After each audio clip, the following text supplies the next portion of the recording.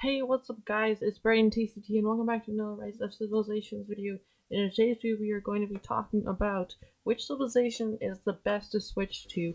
And the reason why people might want to switch to another civilization is because lots of civilizations have different buffs, and also stuff that makes other civilizations worse. It just really depends on which one fits you the best and what you would like to use. So everyone got this new item when they added the new update, a civilizations change. I already have two because I had one that was saved up, but I'm not gonna switch mine. But that's just because I like my civilization. So uh, where do I go to? Anyway, I don't want to use a civilizations change. Yeah, so I'm not gonna actually use one of these, but I'm just gonna show you all the buffs. So there is not all of them are like really good for different people. Some of them are pretty trash, not gonna lie. So I'm gonna go through each one and you discuss which one you would like the best. Um, so for the first one we're gonna talk about is Rome. So infantry defense and march speed by 5% and food gathering speed by 10%. Now if you like march speed increased and you also like infantry units and you also like gathering food, then this could be a good civilizations for you. Maybe, yeah, so if you like those kind of buffs, then you guys can switch to Rome if you like to. Or for Germany, increases cavalry attack by 5% and troop training speed, and action point recovery by 10%. Now, the thing I like about this one is the action point recovery and cavalry attack, because those are both, actually all three of these are really good are really good buffs compared to the other ones, and I would suggest if you guys um like these kind of if you guys don't really like your civilization, then this would probably be one of the best ones to choose from. So you don't have to choose this one, but like for me, I tend to lose action points a lot, so it's really good if I get more action points. And cavalry units can also be good to run. Now the next one we're going to talk about is Britain. Now this one has increases archer attack by 5%, troop training speed by 5%, and ally garrison by 20%. Now this isn't as good because you could, I mean, if you're running an all archer unit, then yes, this would be a good buff. And then training speed, that's the same thing as France, but then the garrison capacity by 20%. Um, I mean, uh, if you guys like garrison and you like using garrisons, then sure this could be good, but it's like I wouldn't suggest it. So, um, in this one increases troop health by 3%, wood gathering speed by 10%, and hospital health by 20%. Now, like, if you guys like healing, like, if you guys. Well, hospital speed isn't that important, so I wouldn't suggest this one either.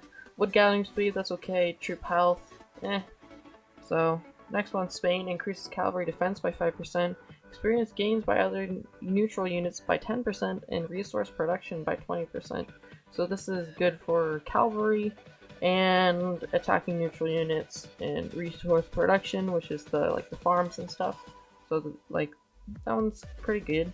This one is increases troops defense by 3%, action point recovery by 5%. It's not as good as her the one that Herman or Germany had, so it's okay. And then building speed by 5%. This isn't the best buffs. It's not that good. And then this one has increases troop attack by 30%, scout march speed by 30%, and resource gathering by 5%. Resource gathering, that's pretty good because it means that all gathering speed is increased. Scout march speed, and because I mean, once the map is already completely scouted, this isn't that important, and increases troop attack by 3%. That's okay, but I want to stick with Japan because I like my samurais, and it doesn't really matter that much if I switch units. So for Korea, increases archer defense. That was like the one with Britain. Hospital capacity of by 15%. Now, if like you get zeroed or something, or like you lose a bunch of your troops go to your hospital, then this can be important because that means you get 15% more than you had lost. So this is pretty good. Research speed 3%. Eh. Now now we're getting to the newer civilizations.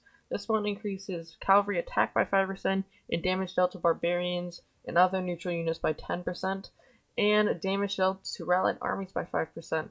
Now this is more of like an attacking one. This one is like really good if you want to like attack a bunch of stuff. And this is a really good cavalry buff, and also if you attack a lot of barbarians, and damage dealt to rallies. Now this is one of the ones that I was considering, but I don't know, I didn't really want to do it. So then, this is another new civilization, increases archer health and troop march speed and active skill damage. This is the first we've seen of a skill damage buff for civilizations, and increases archer health by 5%. And it's not that good, but increases march speed. I mean, the skill damage is the thing that's like we don't see very much, and it's only 5% for each one, so it's not that good. Now this one is increases cavalry health by 5%, stowed gathering speed by 10%, and hospital capacity by 15%. This is some pretty good buffs. Increases cavalry health, that's another cavalry buff. And stone gathering, if you guys gather a lot of stone, this can be helpful in hospital capacity. I already explained that. So, yeah, so that's all the civilizations that are that I have discussed. Uh, if you guys don't like your civilization and you like some of these other buffs, then you guys can switch to these other civilizations because they're pretty good. But other than that, guys, make sure to subscribe if you're new to my channel because I make daily Rise of Civilizations videos here. And also, if you guys like this video, then please leave a like. And, wrong number. Make sure to, leave a comment how you guys thought about this video. And I'll see you guys in the next video. Bye.